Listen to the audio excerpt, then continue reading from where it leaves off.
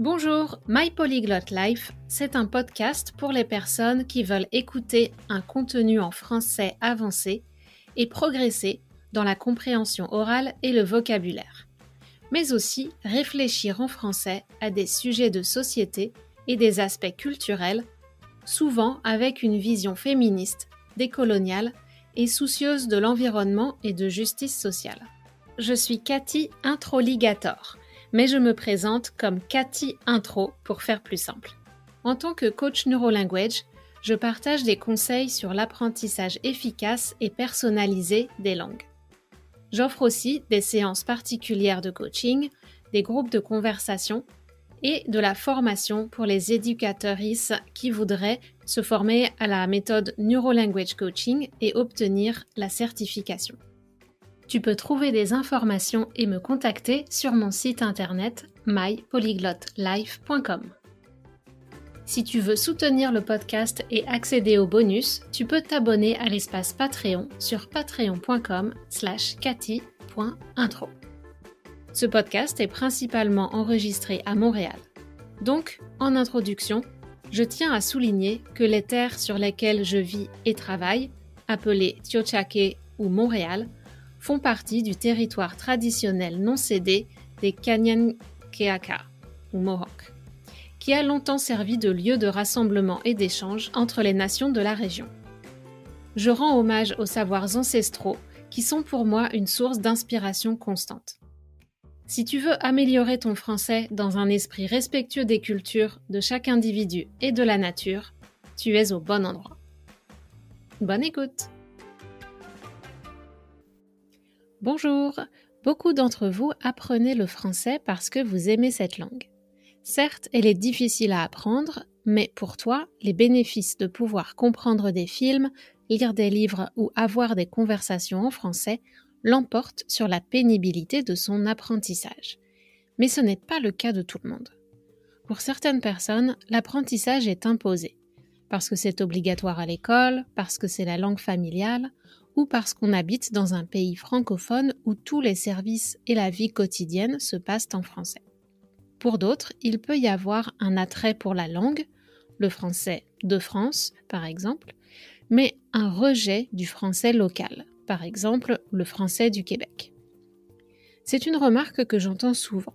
Je n'aime pas la façon de parler des gens du Québec, disent certaines personnes. Si je comprends qu'on puisse trouver les sonorités d'une langue plus ou moins agréable, malheureusement, si on étudie uniquement le français de France quand on habite au Québec, on se donne un handicap pour améliorer sa compréhension de ses voisins, collègues, etc. Alors dans ce cas, tu n'es pas obligé d'étudier seulement le français du Québec, mais n'oublie pas d'y consacrer une partie de ton temps quand même. Et suis les conseils de ce podcast pour trouver un lien affectif avec ta communauté. Finalement, je pense que ce podcast aidera aussi les personnes qui aiment la langue française, mais qui n'osent peut-être pas se lancer à fond et qui sont stressées à l'idée d'essayer de nouer des relations amicales en français avec des natifs, notamment parce qu'elles ne se sentent pas elles-mêmes quand elles parlent français, et ça crée un blocage mental. Un des obstacles à l'apprentissage facile d'une langue est, je pense, le degré de compatibilité entre notre personnalité et les normes de la culture cible. Ça, j'appelle culture cible notre nouvel environnement, ou l'ensemble des aspects culturels et sociétaux qui accompagnent la langue qu'on apprend. Par exemple, tout simplement, ça peut être que le fait que les Américains, en général, ont été socialisés dans une culture où on est plus excité, où on peut exprimer les émotions de façon plus ouverte et plus enthousiaste qu'en France. Donc, quand on évolue dans un contexte français, francophone, on se sent peut-être un peu mal à l'aise parce qu'on ne peut pas se comporter comme on en a l'habitude. Plus on se sent à l'aise dans l'environnement culturel, plus on va avoir de la motivation pour interagir avec les autres, s'impliquer dans la société, trouver de nouvelles passions populaires dans ce pays. Et tout ça, ce sont autant d'occasions de pratiquer la langue et de nous motiver à continuer de nous perfectionner. Dans ces situations, on se concentre sur notre passion et on accepte que la langue, même imparfaite, est seulement un moyen de communication. Avec cette nouvelle langue, si on ne connecte pas vraiment avec notre environnement culturel et avec la communauté, on risque de se retrouver isolé ou de chercher la compagnie d'autres étrangers qui ne sont pas eux non plus bien intégrés. On peut avoir l'impression d'être dans un désert social. Par exemple, quand ton prof te dit « Utilise tes passions pour apprendre la langue », d'accord, mais que fais-tu si tu habites à la campagne et qu'il n'y a autour de toi aucune opportunité pour trouver des activités en lien avec ça? Bien sûr, tu peux trouver des ressources en ligne, mais prenons le cas du sport. Si tu adores jouer au baseball, que tu n'aimes pas le foot ou le soccer, donc le football européen, que tu n'aimes pas le foot ou le basket ou d'autres sports plus populaires en France, et que tu déménages dans une petite ville, tu ne vas pas pouvoir jouer tout seul au milieu de ton salon ou dans ton jardin. Donc ça n'offre pas les mêmes opportunités de créer des liens dans la communauté.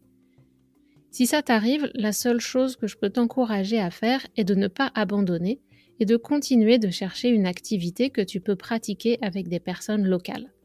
Sois créatif, créative, essaye des choses que tu n'as jamais faites et tu découvriras peut-être quelque chose qui te plaît. Et même si l'activité en elle-même ne te plaît pas tant que ça, not that much, que tu trouves ça bien mais sans plus, ça veut dire que c'est ok, it's alright, mais pas forcément une nouvelle passion. Même si tu aimes ça bien mais sans plus, tu rencontreras peut-être des personnes ou des modèles qui te donneront envie de passer plus de temps à faire cette activité. En français, bien entendu, n'oublions pas que notre objectif reste d'approfondir notre apprentissage de la langue. Si tu trouves les bonnes personnes, qu'elles sont sympas et accueillantes, tu te sentiras plus en confiance pour essayer de communiquer en français et progressivement améliorer ton niveau, et ce, ça veut dire et cela, et ce, quelle que soit l'activité. Je me souviens d'un client qui ne ressentait pas spécialement d'affinité avec la culture française du quotidien. Je ne parle pas de la culture au sens des arts, mais plutôt de l'ensemble des codes culturels explicites ou implicites, les relations entre les gens, la façon de communiquer, les processus de décision, ce genre de choses. Alors d'abord, il travaillait dans une entreprise française et le style de management à la française le frustrait beaucoup, ce que je peux comprendre. Sa chance, c'est qu'il a trouvé un club pour pratiquer un sport dont il était passionné. Au début, ça a été difficile à cause de la barrière de la langue. Il ne comprenait pas bien les échanges dans le groupe WhatsApp et encore moins dans les conversations rapides quand ils se voyaient tous ensemble. Je pense que la langue et les codes culturels français sont restés un mystère, un puzzle pour lui pendant longtemps. Mais après quelques mois, je crois qu'il s'est fait une raison et qu'il a commencé à accepter que c'est ainsi que les choses fonctionnent en France. Et qu'il a même commencé à apprécier certains aspects. C'est en général ce qui arrive dans un parcours d'expat. On adopte plus ou moins consciemment de nouvelles habitudes en raison de l'influence de notre nouvel environnement. Les premiers pas peuvent être difficiles, il faut s'y préparer mentalement. On doit peut-être apprendre beaucoup de vocabulaire lié à cette nouvelle activité en français, on doit améliorer notre compréhension orale des natifs dans un contexte informel et en groupe, c'est le plus difficile. Il peut y avoir aussi des problèmes de communication liés aux différences interculturelles. Donc, faire cet effort d'aller s'intégrer dans un groupe, dans une nouvelle activité, j'aime voir ça comme un investissement à moyen ou à long terme. Ces efforts qu'on fait au début et cet inconfort ne va pas durer éternellement et on va récolter le retour sur investissement, le ROI, au fur et à mesure qu'on apprend la langue et les codes culturels. Il ne faut pas oublier aussi que ça prend du temps de bâtir, de construire des relations humaines en général, mais encore plus quand on vieillit et quand on vient de cultures différentes. Donc c'est pour ça qu'on a peut-être besoin d'un petit peu plus de patience et un petit peu plus d'effort. Pour en revenir à la question centrale du podcast, que faire quand on doit apprendre une langue pour laquelle on n'a pas d'affinité avec la culture cible? Je reviens sur ce mot affinité, tu m'as entendu le dire tout à l'heure déjà. Avoir des affinités avec quelqu'un, c'est peut-être avoir des points communs ou avoir une attirance, pas physique, mais avoir envie de passer du temps avec cette personne et partager des choses, avoir des discussions intéressantes et bien s'entendre en général. Tout d'abord, je veux te rappeler qu'on n'est pas obligé de tout aimer dans la culture cible, tout comme on n'aime pas tout ce qui a trait à notre culture d'origine. La différence peut-être, c'est qu'on est né dans notre culture d'origine et on n'a pas le choix. on accepte le bon et le moins bon. Mais en fait, quand on y pense, si on a le choix, si les aspects négatifs dépassent les choses qu'on aime, on peut choisir de déménager, de quitter le pays. Et on peut choisir de modifier les comportements associés à notre culture d'origine pour adopter un mode de fonctionnement qui va mieux avec nos valeurs. C'est une des raisons pour lesquelles je ne retournerai pas vivre en France dans un futur proche. Je m'y sens pas à l'aise, même s'il y a plein de choses super là-bas. Avec une culture cible, il peut y avoir plusieurs phénomènes qui se passent. L'un d'eux est l'idéalisation. On voit l'autre culture avec des lunettes roses, comme dit l'expression, qui existe en anglais mais pas vraiment en français, mais on sait tous ce que ça veut dire. On a tendance à ne voir que les choses positives. Et on brosse d'un revers de main, donc on balaye, on ignore, to discard, brosser d'un revers de main toutes les informations qui ne confirment pas notre image idéale. Le phénomène inverse est de ne voir que les choses qu'on n'aime pas, qui nous énervent ou nous frustrent. Ça peut arriver par exemple si une personne a été transférée ou a suivi son ou sa partenaire dans un nouveau pays à contre-cœur. À contre-cœur, c'est quand on n'a pas envie de faire quelque chose mais qu'on le fait quand même. On le fait à contre-cœur. Et puis il y a la voie du milieu, celle où tu vois les aspects positifs et négatifs et tu te forges, tu te crées une opinion nuancée. Alors pourquoi j'ai eu l'idée de faire cet épisode du podcast ? Comme souvent ces derniers temps, c'est parti de mon expérience personnelle d'apprenante. J'ai en quelque sorte fait les choses à l'envers. C'est parce que j'ai appris le japonais que j'ai eu envie d'aller au Japon. La langue a précédé le voyage. J'ai commencé à apprendre parce que j'ai vu une vidéo sur Facebook et que ça avait l'air fun. J'ai continué pour le défi intellectuel que représente cette langue et parce que je n'aime pas abandonner un projet avant de l'avoir amené jusqu'à un certain point. Au fil de mon apprentissage, je ne me suis pas du tout découvert d'affinité avec la culture japonaise. Au contraire, plus je l'étudiais, plus je développais la certitude que le mode de vie japonais n'est pas compatible avec mes habitudes et ma personnalité. Le côté extrêmement normatif, encore plus qu'en France, le contrôle de soi permanent, la hiérarchie, l'organisation patriarcale de la société, les horaires de travail en entreprise qui ne favorisent pas l'équilibre entre la vie personnelle et le travail, tout ça me fait craindre d'habiter au Japon. Bien sûr, il y a des films que j'aime bien, mais je suis pas obsédée par ça, ni par les jeux vidéo, ni les mangas. Mais pourquoi j'y vais alors, te demandes-tu ? Est-ce que je suis folle ? Honnêtement, peut-être un peu. Mais n'oublions pas que c'est que temporaire. J'ai l'intention de revenir au Canada après cette expérience d'1 an ou 2. Ma motivation, c'est qu'il y a aussi tous ces aspects du Japon que je ne peux qu'effleurer de si loin au Canada. Toutes ces choses qui me sont encore inaccessibles parce que je ne maîtrise pas assez bien la langue. Le monde des esprits et de la spiritualité, la littérature en direct sans traduction, qui me restera inaccessible pendant longtemps, soyons honnêtes, mais je pourrais peut-être progresser un peu quand même. Il y a aussi l'esthétique et la recherche de l'harmonie, la cuisine avec les ingrédients locaux, même si ça c'est plus la distance géographique que la barrière linguistique. Toutes ces choses qui m'intéressent et qui me font dire que si j'allais au Japon, si j'y vis pendant quelque temps, je découvrirais probablement le pourquoi de toutes ces choses que je n'aime pas ou comment ça fonctionne sur le terrain.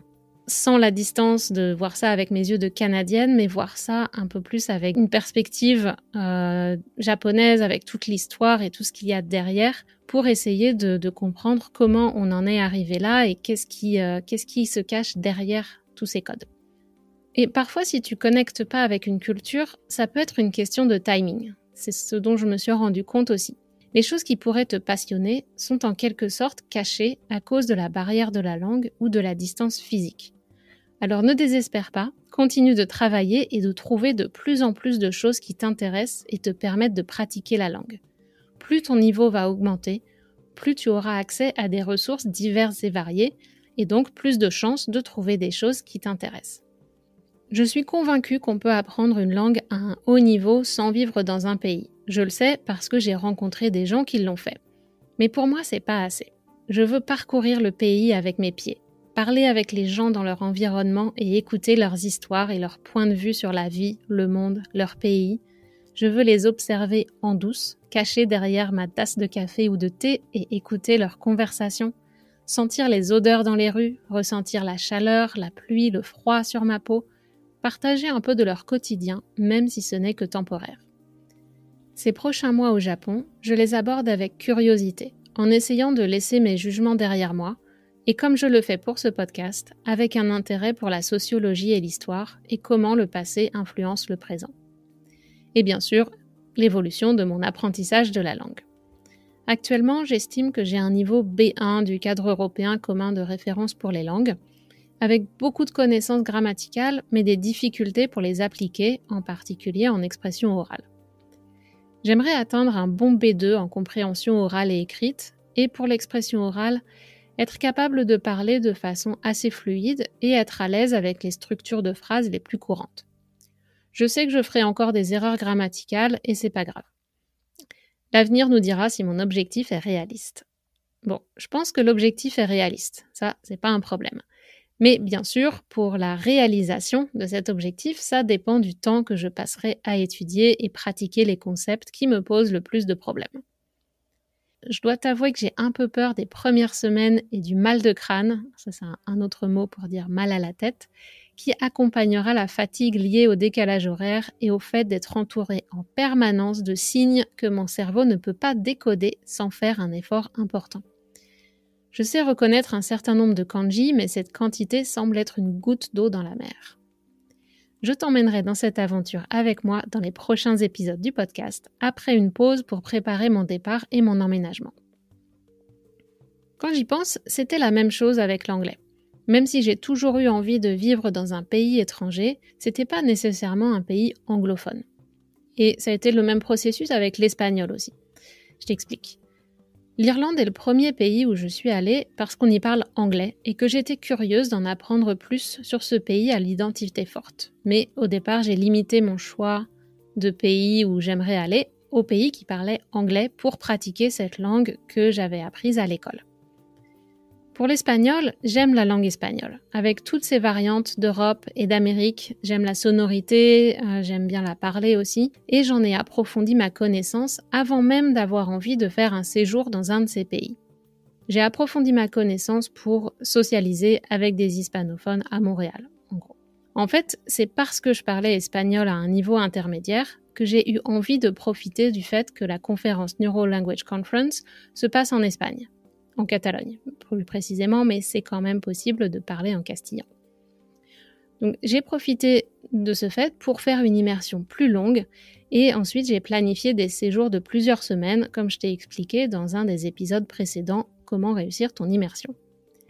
Donc, c'est grâce à ça, à la langue, que j'ai plongé dans la culture espagnole, d'Espagne, du continent de l'Europe, donc, en attendant le jour où j'irai en Amérique latine pour découvrir une autre facette. Quand j'apprenais l'espagnol à Montréal, j'utilisais plutôt des séries mexicaines et les personnes hispanophones que je rencontre ici viennent en général du Mexique ou de pays d'Amérique du Sud. Donc, j'avais pas forcément d'affinité avec l'Espagne, même si c'est la voisine de la France. Et c'est au cours de mes séjours là-bas et en lisant des romans en espagnol que j'ai développé un intérêt pour l'histoire espagnole. La langue est vraiment une porte d'entrée vers la culture. En faisant la liste des langues que j'apprends, je me rends compte qu'il y a un point commun entre toutes ces langues, le français, l'anglais, l'espagnol, le japonais. Ce sont plutôt des langues de peuples conquérants, de peuples qui ont voulu coloniser ou envahir d'autres pays. Donc ce serait intéressant un jour que j'aille faire un tour de l'autre côté. Peut-être qu'un jour j'essaye d'apprendre une langue d'une nation colonisée.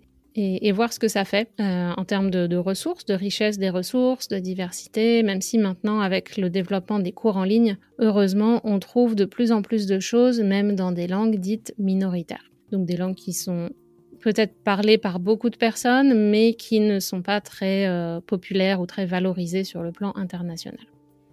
Mais pour en revenir à toi, si tu n'as pas encore trouvé la clé de cette porte pour débloquer ton français, continue de chercher. Il y a forcément quelque chose qui peut te permettre de créer un lien avec cette langue et la culture de la région où tu habites, ou d'une des nombreuses régions francophones si tu étudies à distance sans intention de déménager ou de voyager ailleurs pour le moment. D'ailleurs, c'est peut-être avec un projet de voyage que tu peux renforcer ta motivation pour améliorer ton français. Qui sait ? Un dernier mot sur le problème inverse, les gens dont j'ai parlé qui aiment la langue mais se sentent mal à l'aise quand ils la parlent. Peut-être que tu aimes cette langue mais tu en souffres parce que la langue semble te rejeter, tu as l'impression d'être incapable de l'apprendre ou de faire disparaître certaines erreurs fossilisées. Bien sûr, tu peux continuer de vouloir t'améliorer et prendre le temps qu'il faudra pour atteindre le niveau que tu souhaites.